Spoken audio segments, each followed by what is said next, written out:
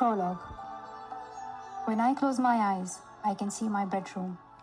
The bed is unmade, my fluffy blanket in a heap, because I have rushed out for school, late for an exam. My school schedule is open on my desk, to a page dated 9th of October 2012, and my school uniform, my white shalwar and blue kameez, is on a peg on the wall, waiting for me. I can hear the neighborhood kids playing cricket in the alley behind our home. I can hear the hum of the bazaar not far away. And if I listen very closely, I can hear Safina, my friend next door, tapping on the wall we share so she can tell me a secret. I smell rice cooking as my mother walks in the kitchen. I hear my little brothers fighting over the remote, the TV switching between WWE SmackDown and cartoons. Soon, I'll hear my father's deep voice as he calls out my nickname. Jani, he'll say, which is Persian for dear one. How was the school running today? He was asking how things were at the Khushal School for Girls, which he founded and I attended. But I always took the opportunity to answer the question literally. Abba, our joke. The school is walking, not running. This was my way of telling him. I thought things could be better. I left that beloved home in Pakistan one morning, planning to dive back under the covers as soon as school let out, and ended up a world away. Some people say it is too dangerous for me to go back there now, that I will never be able to return. And so, from time to time, I go there in my mind. But now, another family lives in that home. Another girl sleeps in that bedroom, while I'm thousands of miles away. I don't care much about the other things in my room, but I do worry about the school trophies on my bookcase. I even dream about them sometimes. There's a runners-up award from the first speaking contest I ever entered, and more than 45 golden cups and medals for being first in my class in exams, debates, and competitions. To someone else, they might seem mere trinkets made of plastic.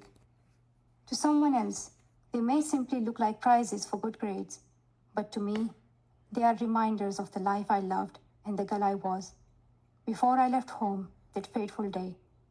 When I open my eyes, I am in my new bedroom. It is in a sturdy brick house in a damp and chilly place called Birmingham, England.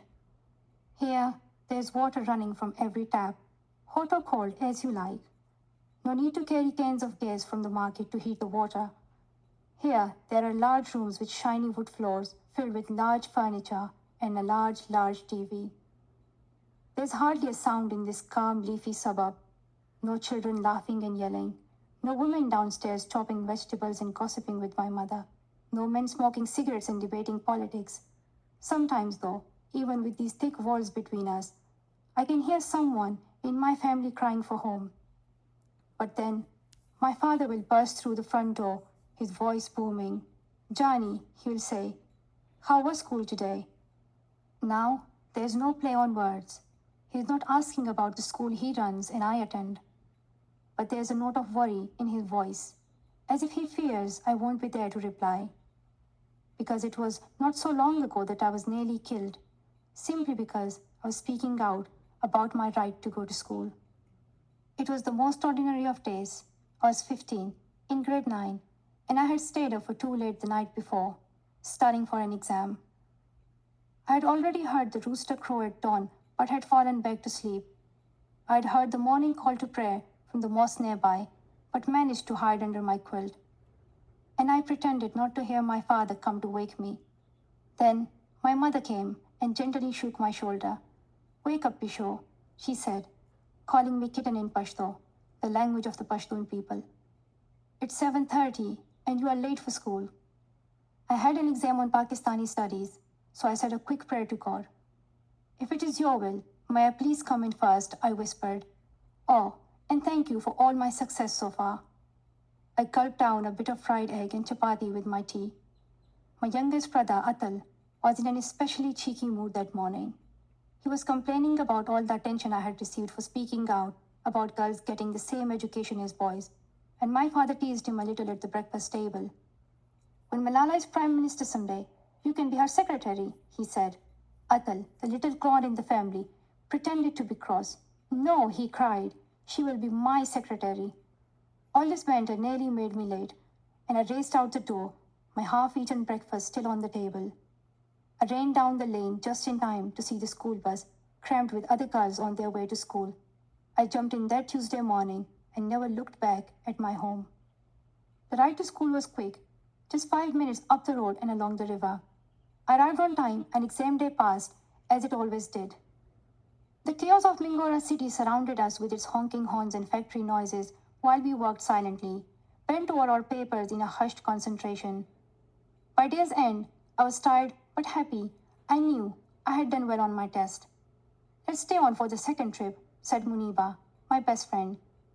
That way we can chat a little longer. We always like to stay on for the late pickup. For days, I had a strange, gnawing feeling that something bad was going to happen.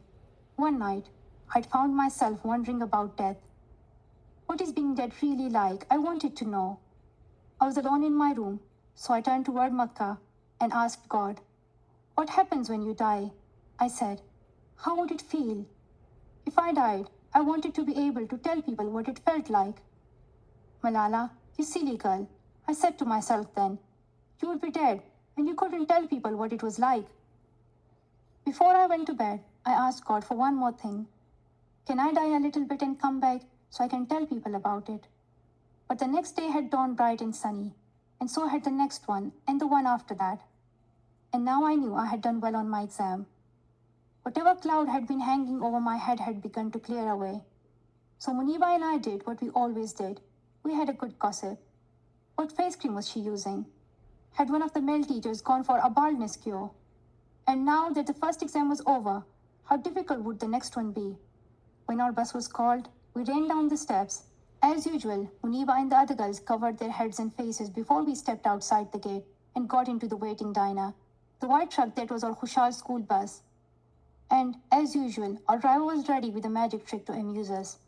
That day, he made a pebble disappear. No matter how hard we tried, we couldn't figure out his secret.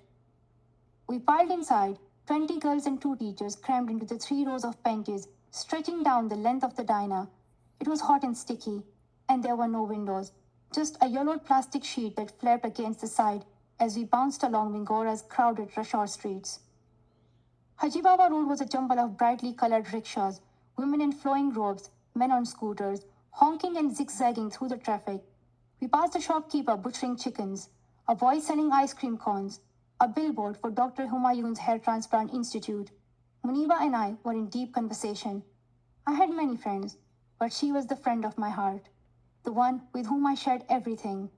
That day, when we were talking about who would get the highest marks this term, one of the other girls started a song, and the rest of us joined in.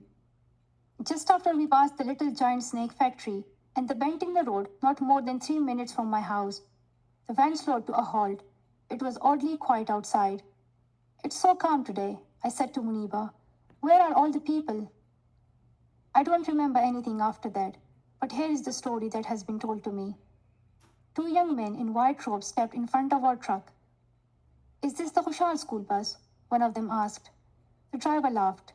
The name of the school was painted in black letters on the side. The other young man jumped onto the tailboard and leaned into the bag where we were all sitting. "Who is Malala?" he asked. No one said a word, but a few girls looked in my direction. He raised his arm and pointed at me. Some of the girls screamed, and I squeezed Muniba's hand. "Who is Malala?" "I am Malala, and this is my story." Part 1. Before the Taliban. Chapter 1. As free as a bird. I am Malala, a girl like any other, although I do have my special talents. I am double-jointed, and I can crack the knuckles on my fingers and toes at will, and I enjoy watching people squirm as I do it. I can beat someone twice my age at arm wrestling. I like cupcakes, but not candy. And I don't think dark chocolate should be called chocolate at all. I hate eggplant and green peppers, but I love pizza. I think Bella from Twilight is too fickle, and don't understand why she would choose that boring Edward. As my girlfriends in Pakistan and I say, he doesn't give her any lift. Now, I don't care much for makeup and jewelry, and I'm not a girly girl.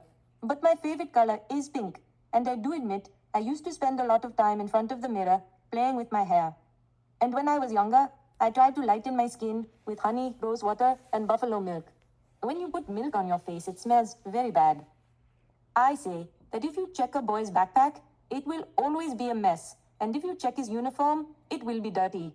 This is not my opinion, this is just a fact. I am a Pashtun, a member of a proud tribe of people spread across Afghanistan and Pakistan. My father, Ziauddin, and my mother, Torpakai, are from mountain villages, but after they married, they relocated to Mingora, the largest city in the Swat Valley, which is in northwest Pakistan, where I was born. Swat was known for its beauty, and tourists came from all over to see its tall mountains, lush green hills, and crystal clear rivers. I'm named for the great young Pashtun heroine, Malala, who inspired her countrymen with her courage. But I don't believe in fighting. Even though my 14-year-old brother, Khushal, annoys me to no end, I don't fight with him. Rather, he fights with me. And I agree with Newton. For every action, there is an equal and opposite reaction. So I guess you could say that when Khushal fights with me, I oblige him. We argue over the TV remote, over chores, over who's the better student, over who ate the last of the cheesy Wotsits, over whatever you can think of. My 10-year-old brother, Atal, annoys me less, and he is quite good at chasing down the cricket ball when we kick it out of bounds. But he does make up his own rules sometimes. When I was younger and these brothers started coming along, I had a little talk with God. God, I said, you did not check with me before sending these two. You didn't ask how I felt. They are quite inconvenient sometimes, I told God. When I want to study, they make a terrible racket. And when I brush my teeth in the morning, they bang on the bathroom door. But I have made my peace with these brothers. At least with a pair of them, we can play a cricket match. At home, in Pakistan, the three of us ran like a pack of rabbits in and out of the alleys around our house. We played a chasing game like tag, another game called Mango Mango, a hopscotch game we called Chindak, meaning frog, and thief and police. Sometimes we rang the bell at someone else's house, then ran away and hid. Our favorite, though, was cricket. We played cricket day and night in the alley by our house or up on the roof, which was flat. If we couldn't afford a proper cricket ball, we made one out of an old sock stuffed with rubbish, and we drew wickets on the wall in chalk.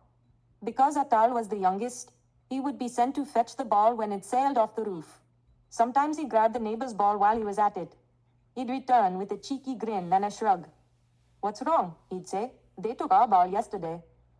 But boys are, well, boys. Most of them are not as civilized as girls. And so if I wasn't in the mood for their boyish ways, I'd go downstairs and knock on the wall between our house and Safina's. 2 taps, that was our code. She'd tap in reply.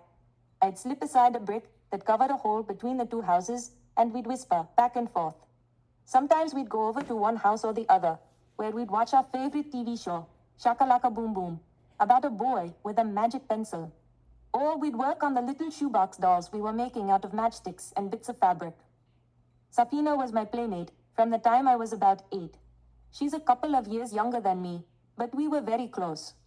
We sometimes copied each other, but one time I thought she had gone too far when my favorite possession, my only toy, a pink plastic cell phone my father had given me, went missing. That afternoon, when I went to play with Safina, she had an identical phone. She said it was hers. She said she'd bought it at the bazaar. Well, I didn't believe her, and I was too angry to think straight. So when she wasn't looking, I took a pair of her earrings. The next day, a necklace. I didn't even like these trinkets, but I couldn't stop myself. A few days later, I came home to find my mother so upset she wouldn't look at me. She had found the stolen trinkets in my small cupboard and had returned them.